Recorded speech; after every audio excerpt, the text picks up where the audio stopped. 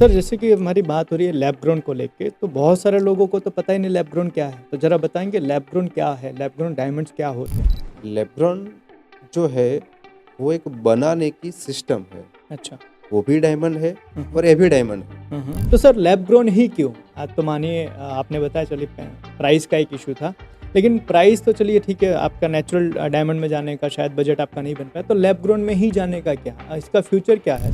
LeBron diamond का future क्या है वो तो नहीं बता सकता, पर लेब्रॉन डायमंड ही फ्यूचर है। सर आपका जो लैब ग्रोन डायमंड है, तो ये मैंने सुना है सर आपका बी2बी भी है और बी2सी भी है। हाँ, तो ज़रा इन दोनों के बारे में बताइए, बी2बी क्या है और बी2सी क्या है? सर ये सारी चीज़ें करने में तो आपको चैलेंजेस भी बहुत आए होंगे, क्योंकि जो लोग अभी तक नेचुरल डायमंड के बारे में जानते थे, अब उनको लैब ग्रोन डायमंड के बारे में कन्विंस करना, भरोसा दिलाना, ये तो बड़ा टफ होगा। तो यस। कैसे आपने किया?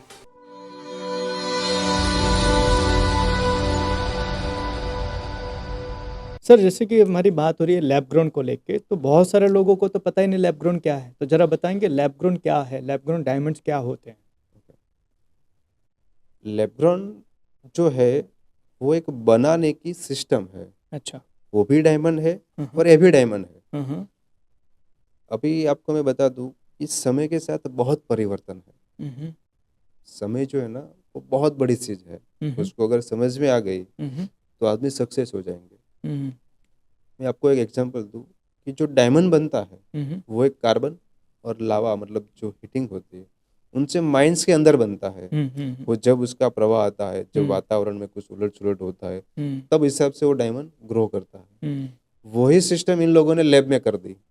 अच्छा, इसीलिए उसको लैब ग्रोन कहते हैं। उसके उसलिए उसको लैब ग्रोन बोलते हैं। हुँ, दोनों की प्रक्रिया सेम है। बनने की, बनने के बाद की जो प्रोसेस है, हुँ, एक ही मशीन पे, हुँ, एक ही एम्प्लॉय, एक ही फैक्ट्री के अंदर हुँ। दोनों को पॉलिश किया जा सकता है। अच्छा। दोनों की शाइनिंग, दोनों की लस्टर हुँ। सेम टू सेम, कोई डिफरेंट नहीं है। और प्राइस में कितना डिफरेंस होता प्राइस है? में बहुत डिफरेंट है। अच्छा। प्राइस में डिफरेंट होने की बहुत वजह है, हुँ, क्योंकि आज तक ये सब जो ब्रांडिंग है ना, हुँ, हुँ, वो प्राइस मेन ब्रांडिंग है। हुँ, हुँ, जहाँ से डायमंड निकलता है हुँ, वहीं का टैक्सेस, हुँ, उस गवर्नमेंट का जो लॉ होता है, हुँ, ट्रांसपोर्ट वहीं हुँ, से दूसरी कंट्री में जाता है, वहाँ से तीसरी कंट्री में जाता है, हुँ, फिर आता है। हुँ, और जो रेयर बोल के हुँ, उसका जो डायमंड का प्राइस है हुँ। वो ले रहे थे। इसको एक लग्जरी प्रोडक्ट में डाल दी गई थी, और एक बरा लग्जरी प्रोडक्ट आदि अनादि काल से चली आ रही है और चली भी जाएगी। हुँ, हुँ, हुँ, पर सब लग्जरियस प्रोडक्ट पहनना चाहते हैं पर हुँ, पहन नहीं पाते थे। हुँ, मैं मान लो कि आज तक सतयुग से लेके ये कलयुग जो युग चल रहा है वहां तक, अगर किसी वुमन को संतान प्राप्त नहीं होती थी हुँ, तो हुँ, उसके पास पहले क्या रास्ता था हुँ, सतयुग के अंदर? मतलब कोई संत का, हुँ, हुँ, कोई हुँ, देवी देवता का उसको आशीर्वाद मिल जाता है हुँ, हुँ, तो वो संतान प्राप्त हो जाते थे। हुँ, उसके बाद वो सब लुप्त हो गया, मतलब हुँ, इतना सच्चाई नहीं रहा, तो हुँ, उसके बाद में वो सब खत्म हो गई। हुँ, अभी भी होगी वो, पर हुँ, बहुत रेयर केस में। राइट। तो बहुत ऐसी स्त्रियां है हुँ, हुँ, जिसको संतान प्राप्त नहीं होती थी, तो उसको फिर उसका रास्ता था किसी का पुत्र को अर्डन करना, या हुँ, तो अनाथ आश्रम में से बालक लेना और उसको वात्सल्य भाव से उसको पालना। बड़ा करना, सही, प्राप्त करना। सही बात, सही। पर कई वुमन ऐसी होगी कि जिसको संतान प्राप्त नहीं हुई, तो उसकी कलेजे की जो आँच थी, जो अग्नि थी, वो ऊपर तक गई हो गई। हुँ, तो कुदरत ने ऐसा लगा होगा कि समय के सुधार में हुँ, इन लोगों को भी पुत्र होना चाहिए। तो हुँ, कोई वैज्ञानिक किसी डॉक्टर के दिमाग में कुछ डाला होगा हुँ, हुँ, हुँ। और उसने प्रयोग कर कर कर करके एच टू बी आईवीएफ बनाया। आईवीएफ आ गया। हुँ, आईवीएफ आने छे हुँ, और नेचुरल गर्भ रहने छे, हुँ, अगर दोनों की संतान प्राप्ति में क्या हुँ। डिफरेंट है? एक प्रकृति द्वारा होता है और एक कृत्रिम तरीके से किया जाता है। दोनों में डिफरेंट क्या है? कुछ डिफरेंट नहीं लगभग। मेरे हिसाब से जो आईवीएफ से किया होता है ना, वो बालक हुँ, ज्यादा संस्कारी होते हैं।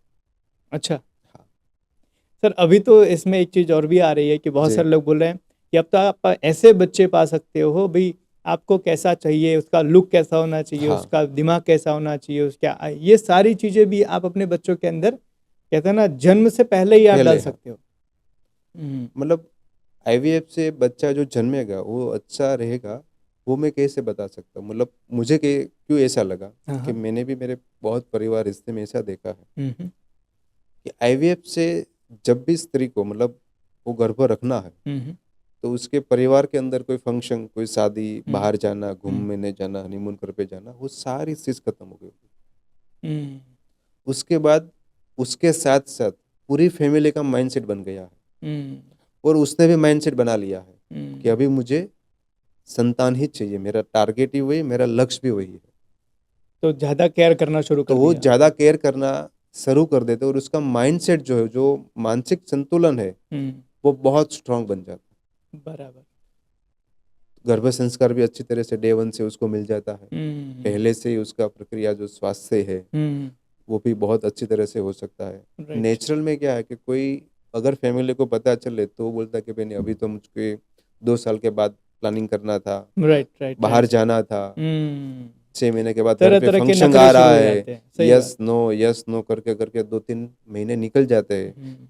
बड़े वो लोग होते, बोलते कि भाई नहीं, जो हो गया वो हो गया, अभी हाँ। उसमें कोई चेंजेस नहीं होगा। फिर जाके उसका माइंड से धीरे धीरे वापस आता है। मतलब इच्छा नहीं थी उसके बावजूद भी फिर करना भी पड़ा, किया, तो उसके हाँ, ऊपर तो कहीं ना कहीं बच्चों का फर्क पड़ेगा फर्क ही। पड़ेगा। तो सर लैब ग्रोन ही क्यों? आज तो मानिए आपने बताया, चलिए प्राइस का एक इशू था, लेकिन प्राइस तो चलिए ठीक है, आपका नेचुरल डायमंड में जाने का शायद बजट आपका नहीं बन पाया, तो लैब ग्रोन में ही जाने का क्या, इसका फ्यूचर क्या है सर?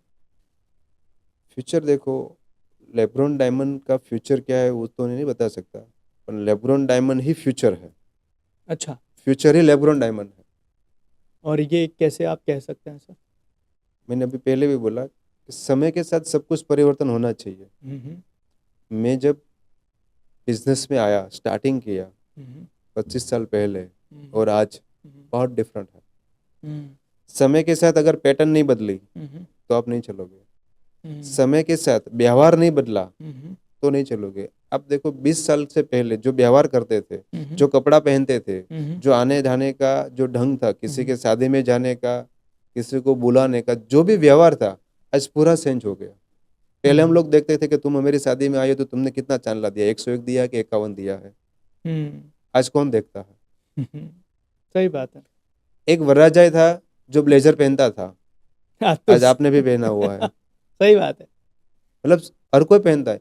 समय के साथ जो बदलाव है वो डिफरेंट है। और मैं एक बता देता हूँ कि पूरी दुनिया के अंदर हम्म। सुबह से लेकर शाम तक आप जो भी शूज यूज कर रहे हो, हम्म। उनमें से लैब से ना बनी हो हम्म। वैसी कौन सी 3 चीजें मुझे नाम बता दो।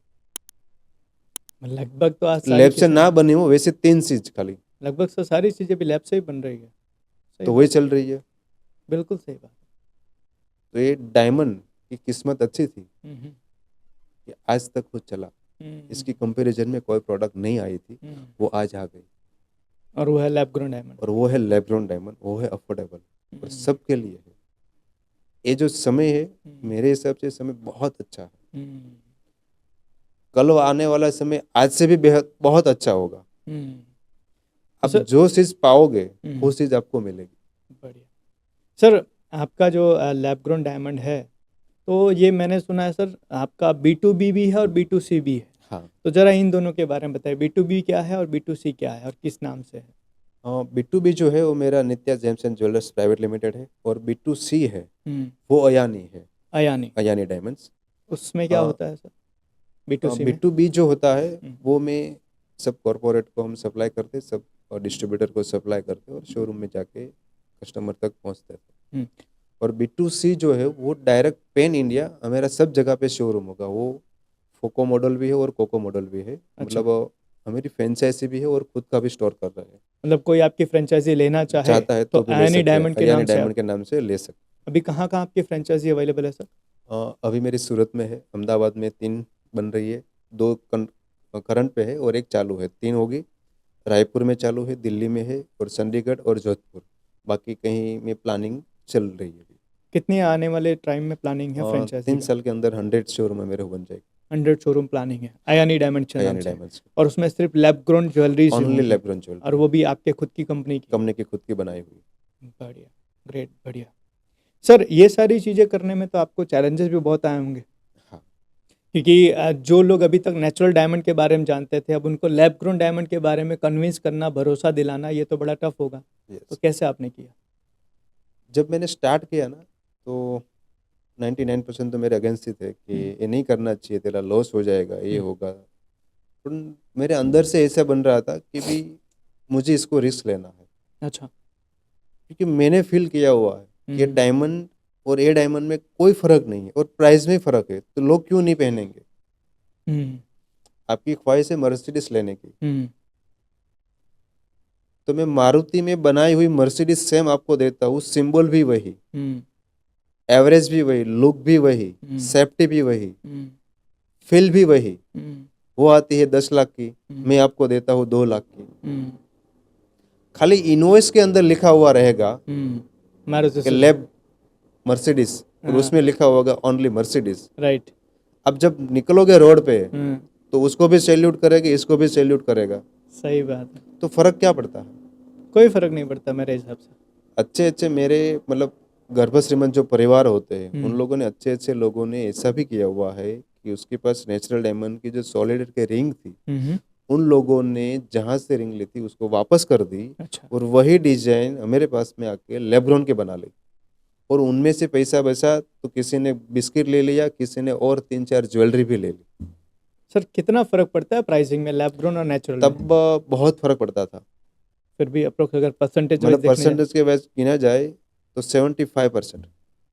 मतलब अगर 10 लाख की चीज अगर बेच देते हो तुम, हाँ, तो वही चीज 2.5 लाख में आपको मिल जाती है, और 60.5 लाख रुपया कैश आपको मिल जाता था।